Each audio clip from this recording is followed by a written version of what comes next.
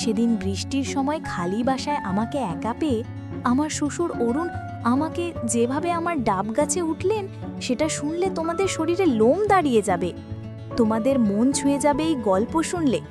তাই গল্পটি শোনার আগে অবশ্যই তোমরা হাতের কাছে টিস্যু পেপার অথবা কাপড় নিয়ে রাখবে।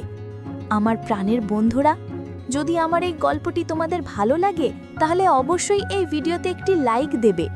আমাদের পরবর্তী ভিডিওগুলো নিয়মিত পাওয়ার জন্য চ্যানেলটি সাবস্ক্রাইব করে বেল আইকনটি বাজিয়ে দিও। আমার নাম অবনী, আমার বয়স 21 বছর। আমার বিয়ে হয়েছে মাত্র 2 বছর হলো। আমার স্বামী আকাশ চাকরি করে, সে ঢাকায় থাকে। বাড়িতে আমি আর আমার শ্বশুর অরুণ থাকি। আমার বিয়ের আগেই আমার শাশুড়ি মারা গেছেন। সেদিন বিকেলবেলায় খুব জোরে বৃষ্টি এলো, বাইরে প্রচুর বৃষ্টি হচ্ছে। আমি বসে টেলিভিশন দেখছি। হঠাৎ আমার শ্বশুর অরুণ আমাকে ডাকলেন, বললেন, বৌমা একটু আমার রুমে এসো তো। আমি তার রুমে গিয়ে বললাম, বাবা কি হয়েছে?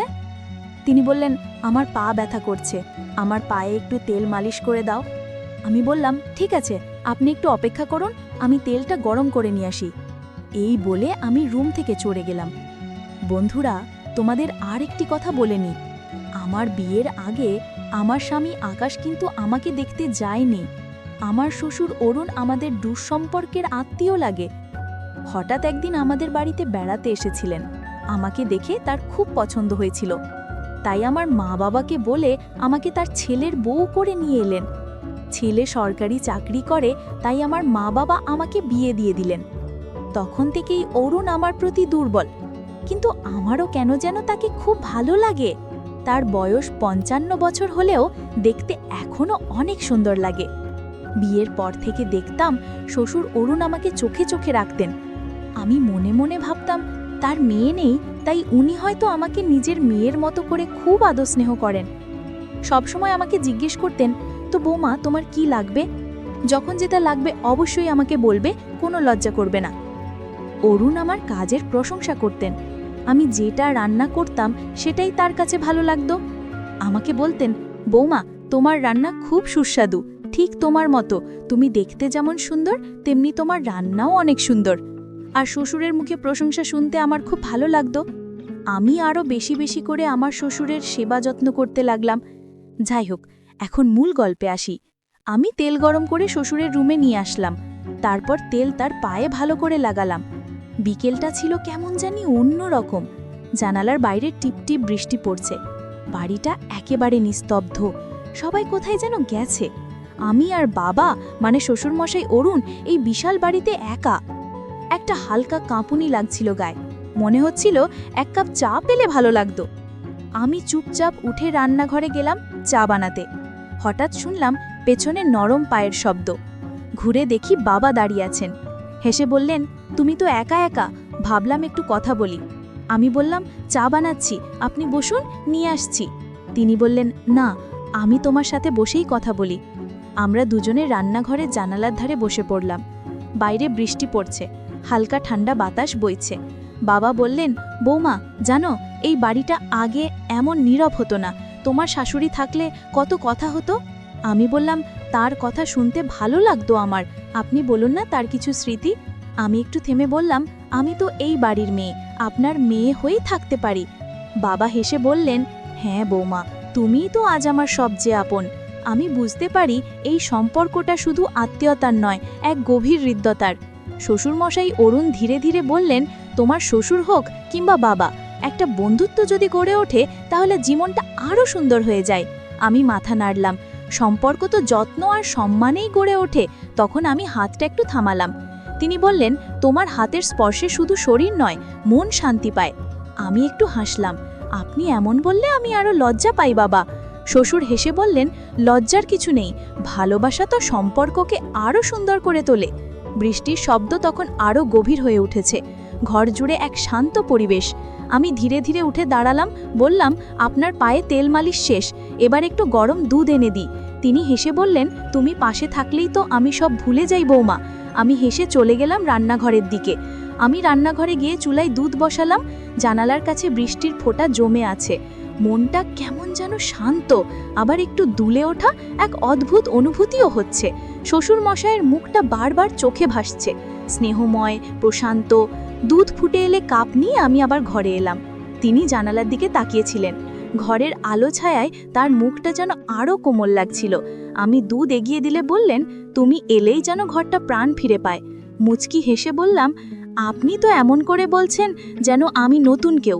তিনি দুধে চুমুক দিতে দিতে বললেন, বৌমা, তুমি নতুন নও, কিন্তু প্রতিদিন তোমার নতুন দিক দেখতে পাই।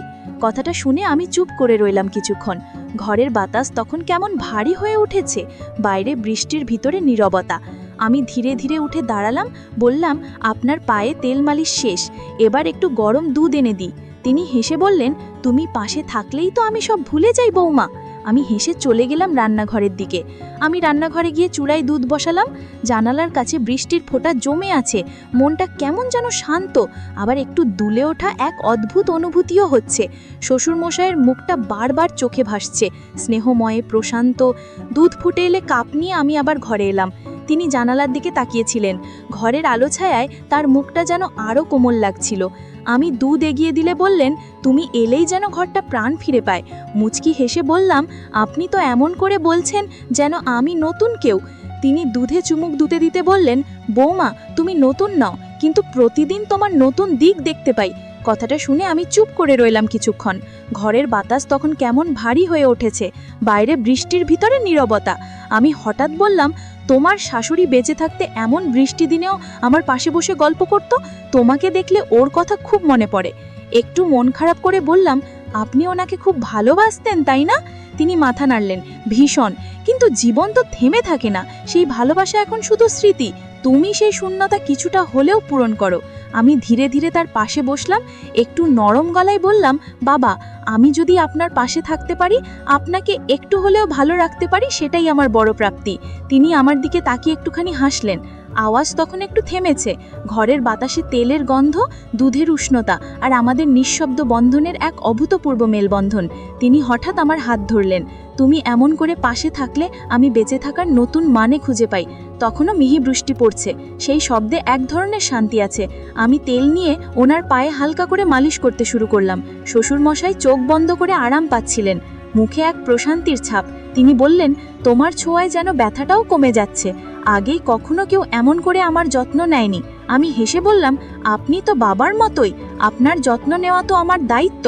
তিনি হালকা হেসে বললেন, তোমার মধ্যে একটা আলাদা শান্তি আছে বৌমা। তোমার শাশুড়ির মতো ব্যবহার, সেটা সব সময় মন ছুঁয়ে যায়। আমি একটু লজ্জা পেলাম, চোখ নামিয়ে বললাম, আপনার কথায় উৎসাহ পাই বাবা। বৃষ্টি তখন একটু বেড়েছে, জানালায় বৃষ্টির টুকটাক শব্দ যেন আমাদের নিঃশব্দ কথোপকথনের পটভূমি তৈরি করছে। উনি হঠাৎ বললেন, জানো, বৃদ্ধ বয়সে অনেক কিছুই একা লাগে, তবে তুমি পাশে থাকলে সেই একাকিত্ব কমে যায়। এরপর আমরা দুজন দুজনের মাঝে হারিয়ে গেলাম আমাদের মিলনে, যেন স্বর্গীয় সুখ নেমে এলো। আজ আমার সমস্ত দেহ, মন, প্রাণ সব সঁপে দিলাম তার চরণে। আর আমার শ্বশুর অরুণ আমাকে জড়িয়ে ধরে বললেন, তুমি কেন আরও আগে আমার কাছে এলে না? এরপর আমরা মাঝে মাঝেই একসাথে এইভাবে সময় কাটাতাম, যা খুশি তাই করতাম। আজ এখানেই শেষ, অন্যদিন আবার নতুন গল্প নিয়ে আসবো। পারলে এই ভিডিওটি শেয়ার করে দিও। কোনো মন্তব্য বা অনুরোধ থাকলে কমেন্টস করে জানাবে। সবাইকে ধন্যবাদ।